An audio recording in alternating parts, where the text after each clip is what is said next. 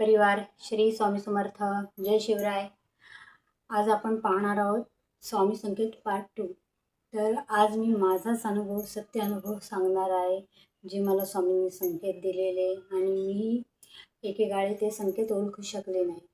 तर माझा अनुभव मी आज सांगते तुम्हाला। तर माझा अनुभव असा आहे की जेव्हा पहिल्यांदाच आमची खूप इच्छा होती पहिल्यापासून की आपलं स्वतःचं घर व्हावं, जिथे आपण राहतो तिथे आम्ही आज 13 वर्ष राहिलो इथे पालीमध्ये। पण आमच्या 13 वर्षात घर वगैरे काहीच नव्हतं। तर झाले 3 वर्ष झाले आमची ही वास्तू, आत्ता जिथे आम्ही राहतो ते 3 वर्ष झाली घेऊन, पण आम्ही राहायला इथे आलो नव्हतो।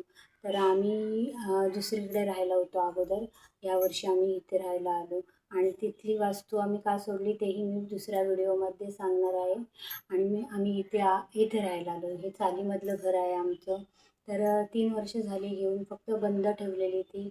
विचार केला जेव्हा बिल्डर लागेल तेव्हा आपण परत सोडायची वेळ नको यायला, म्हणून आम्ही इथे राहायला नाही आलो, नुसती घेऊन ठेवलेली रूम।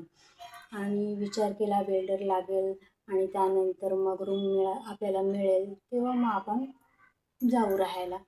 पण काय झालं मंडळी की 3 वर्षापूर्वी आम्ही वास्तू घेतली आणि त्या टायमाला काय झालं माहिती आहे का, आम्ही ज्याच्याकडून वास्तू घेतली तो माणूस तर ती इथे राहत नव्हता। तर त्याला ती रूम काढायची होती। तो पालीतला नव्हता माणूस, ज्याची ही रूम होती तो पालीतला नव्हता, तो दुसरीकडचा होता। तर त्याची ही रूम होती, तर त्याला काढायची होती।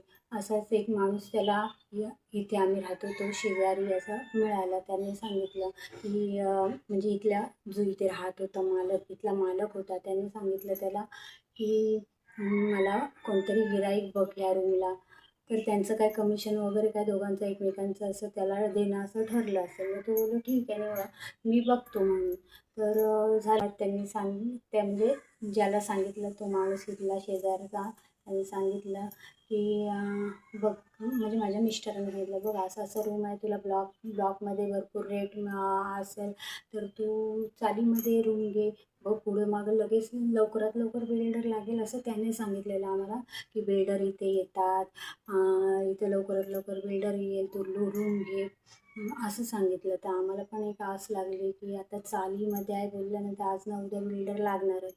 तर आम्ही या आशेवर माझे म्हणजे मिस्टर होते, त्यांना असं वाटलं की कोणीतरी म्हणजे आता दुसरीकडे गेलो तर आपल्याला 5च्या म्हणजे आम्हाला ही चालीतली रूम 5पर्यंत मिळाली, पण दुसरीकडे जर 1 BHK घ्यायला गेलो तरी 18-20 लाखापर्यंत मिळेल, किंवा 1 RK घ्यायला गेलो तरी पण 8-10 असं मिळेल।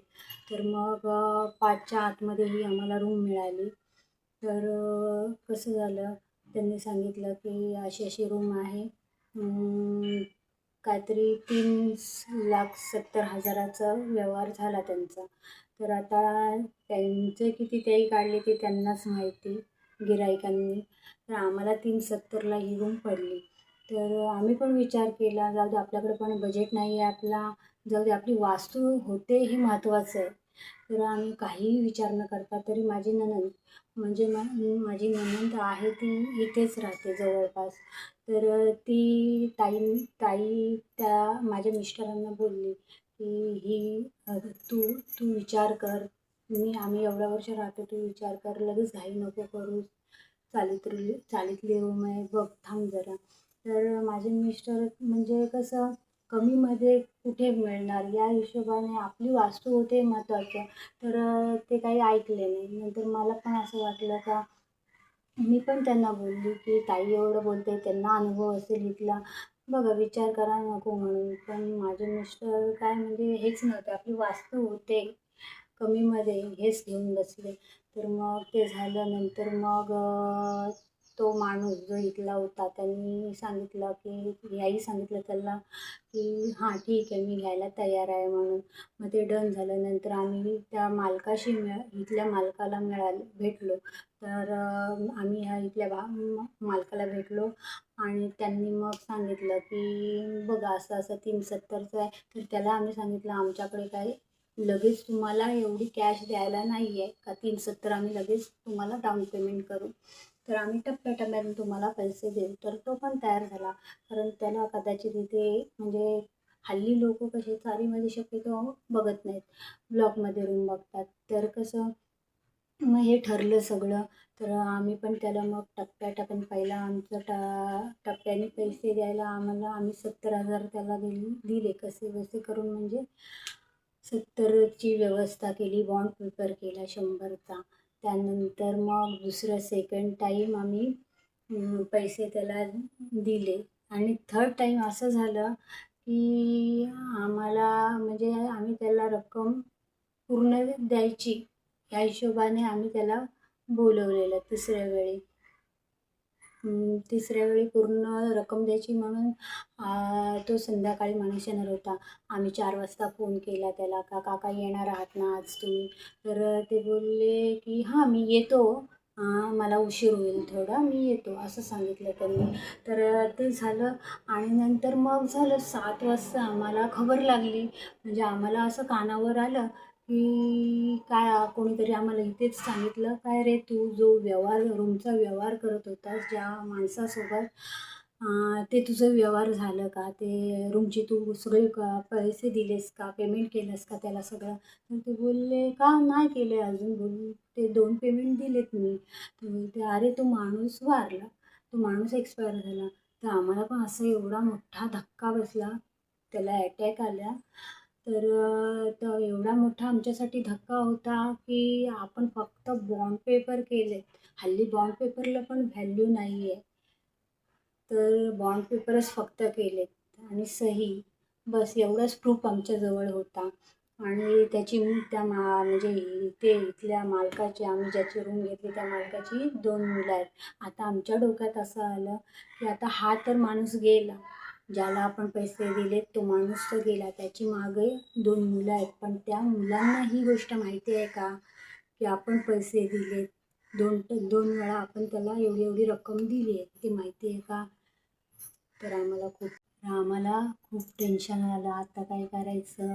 आता आपली एवढी रक्कम गेली ना गेली, तरी आमचे 2.5-3 लाख 2 टप्प्यामध्ये गेले. आता बाकी उरलेले आम्ही त्याच्याकडे देणार आहोत. तर स्वामींनी तेव्हा आम्हाला संकेत दिला. स्वामींनी तर आम्हाला पहिल्या स्टार्टिंगला संकेत दिला. ताई ताई पण बोलली की नको घेऊ. मला पण अजून एक माणूस बोललेला की इथलाच माणूस होता तो, जिथे आम्ही राहतो तिथे, की तुम्ही रूम घेता का? आमच्या कानावर आलं. तो बोलले, "हां, आम्ही घेतो." तर ते तुम्ही का ती रूम घेता चालीमध्ये? ते ती म्हणजे रूम भरपूर म्हणजे ती चाल भरपूर वर्ष झाली. अजून तिथे बिल्डर नाही. आम्ही एवढं वर्ष राहतो इथे, आम्ही बघतोय बिल्डर अजून तिथे येत नाही. त्याने पण मला सांगितलेलं. पण मी पण एवढं दुर्लक्ष केलं. तर एवढं हे नाही केलं मी, जाऊ दे म्हणून. आज ना उद्या कधीतरी लागेल मला, जाऊ दे असं हे केलं. तर तेव्हा स्वामींनी तेव्हा मला पण संकेत दिलेले, ताईंनी पण सांगितलेलं आम्हाला. म्हणजे असं. आणि महत्त्वाची गोष्ट म्हणजे तो माणूस वारला हा मोठा धक्का आमच्यासाठी संकेत म्हणून ठरला. तर तेव्हा आम्ही खूप धक्क्यामध्ये होतो. तो दिवस आमची रात्र आमची सरेना. खूप टेन्शनमध्ये. आपली रक्कम एवढी आली 2.5 लाख म्हणजे खाऊची गोष्ट नाही आत्ताच्या ह्याच्यात. खूप टेन्शनमध्ये आलं. नंतर दुसऱ्या दिवशी आम्ही त्यांच्या मुलांशी कॉन्टॅक्ट करण्याचा प्रयत्न केला. तर आता ते दुःखात होते. त्यामुळं आम्ही त्यांना पण ही गोष्ट बोलू शकत नव्हतो की आमचा असं-असं तुमच्या वडिलांशी व्यवहार झाला आहे म्हणून. तर आम्ही ठरवलं आता दुःखाचं वेळ आहे, आपल्याला जाणं भाग आहे. आम्ही दुःखाचं ह्याच्यात आम्ही 2 वेळा त्या माणसाला भेटलो आहे. त्या अर्थी काही म्हणजे चांगलेपणाने असं हे केले, आपण बोलणं झालं आपलं. तर त्या उद्देशाने आम्ही त्यांना भेटायला डायरेक्ट तिथे त्यांच्या घरी गेलो. आणि मग नंतर मग त्यांना भेटलो. त्यांना सविस्तर म्हणजे सांगितलं की असं-असं आहे. तर ते आम्हाला बोलले, "आम्हाला ही गोष्ट माहिती आहे." तेव्हा आम्हाला इतका दिलासा मिळाला की ही गोष्ट त्यांना माहिती आहे की आम्हाला आमचा आणि त्याच्या वडिलांचा व्यवहार झाला आहे. ही गोष्ट मुलांना माहिती आहे. कारण त्यांच्या वडिलांनी एका वहीवर लिहून ठेवलेलं की अमुक-अमुक म्हणजे ज्ञानेश्वर गोविलकर पालीमध्ये राहणारी व्यक्ती, त्यांना आम्ही म्हणजे मी ही रूम दिलेली आहे आणि एवढी 2 टप्प्यांनी मी रक्कम घेतली, हे त्यांनी लिहिलेलं होतं. हे आमचं नशीब हे स्वामींनी आम्हाला ह्याच्यातून तारलं. तर ते मुलांनी सांगितलं, बाबांनी आमच्या लिहून ठेवलं आहे की तुम्ही 2 वेळा पैसे इतके इतके दिले. तर ठीक आहे, आपण बघू. सध्या आम्हाला पण आम्ही मनस्थिती नाही, कारण त्यांनी सांगितलं, त्यांच्या मुलांनी बाबांनी भरपूर असे व्यवहार केले जागे-बिगेचे. त्यामुळे लोकं आता ज्यांचे पैसे नाही म्हणजे अडकलेत, तरी तेही लोकं सांगतात की तुमच्या वडिलांनी आमचे एवढे-एवढे पैसे घेतलेत. त्यामुळे आम्ही पण आता दुःख तर आहेच बोलते आम्हाला, असे बोलत होते ते. आणि आम्हाला पैशांचं पण टेन्शन आहे, कारण इकडचे-तिकडचे लोकं पैसे मागायला येतात, असे ते बोलत होते. तर बोललो ठीक आहे. आम्ही पण त्यांना तेव्हा त्रास दिला नाही. महिना सरला. त्यानंतर 1 महिन्याने आम्ही त्यांना फोन लावला. असं करता-करता 6 महिने गेले, की हां, ठीक आहे, करतो अशी ती मुलं बोलत होते, करतो. तर नंतर मग आम्ही पण पैशांची व्यवस्था केली, बाकी पैशांची, आणि त्यांना फोन लावला लवकरात लवकर. आम्हाला पण भीती वाटत होती. का? तर माणसाचा भरोसा नाही आज. कारण कधी माणूस चेंज होईल पत्ता नाही. आपले पैसे अडकलेत त्यांच्याजवळ, आणि उद्या जर ते असे हात वर केले, की आम्हाला माहिती नाही कधी तुम्ही पैसे दिलेत. त्यामुळं आम्ही पण बोललो जाऊ दे, आता ते पैसे येतील नाही येतील आपल्याला रिटर्न, त्याच्यापेक्षा आपण पैसे त्यांना देऊन आपण रूम ताब्यात घेतलेली बरी, असं आम्ही ठरवलं. आणि नंतर मग आम्ही व्यवहार केला. त्यांना बोलवलं इथे, सगळं रजिस्ट्रेशन वगैरे काय ते केलं सगळं. आणि नंतर मग ती रूम कशीबशी नावावर करून घेतली. तरी त्यांचे वडील जाऊन आम्हाला 1 वर्षामध्ये ती रूम हातात भेटली. त्यानंतर 2 वर्षांनी रूम बंदच ठेवली. विचार केला बिल्डर येईल या उद्देशाने आम्ही तशी ठेवली. नंतर मग मला त्या रूमला, जिथे आम्ही राहत होतो, तिथे मला त्रास व्हायला लागला त्या रूममध्ये. ते कशामुळे त्रास होत होतं काय, ते मी पुढच्या व्हिडिओमध्ये तोही तुम्हाला अनुभव सांगेल. त्यामुळे मला तिथे त्या रूमला ना खूप त्रास व्हायचा. त्यामुळे आम्ही विचार केला, इथली रूम लवकरात लवकर सोडलेली बरी, आणि आपली वास्तू आहेच, कशीबशी का असेना आपण दुरुस्त करू. आपण पुढे हळूहळू ती त्याची दुरुस्ती करून व्यवस्थित करूया. ह्याच्याने आम्ही शेवटी इथे राहायला आलो. तर अशा पद्धतीने स्वामींनी खूप वेळेला आम्हाला संकेत दिले, पण आम्ही ओळखलं नाही.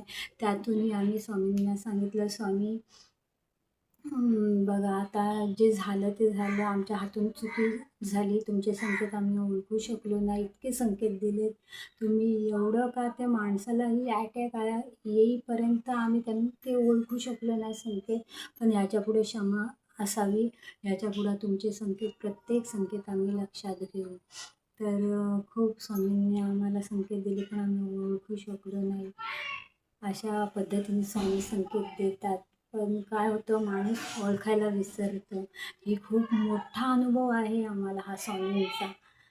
तर माझा आजचा व्हिडिओ तुम्हाला कसा वाटला ते मला नक्की सांगा, आणि माझ्या व्हिडिओला लाईक, शेअर आणि सबस्क्राईब नक्की करा. असेच पुढे नवनवीन व्हिडिओ आणि सत्य अनुभवावरून तुम्हाला व्हिडिओ पाहायला मिळतील. धन्यवाद.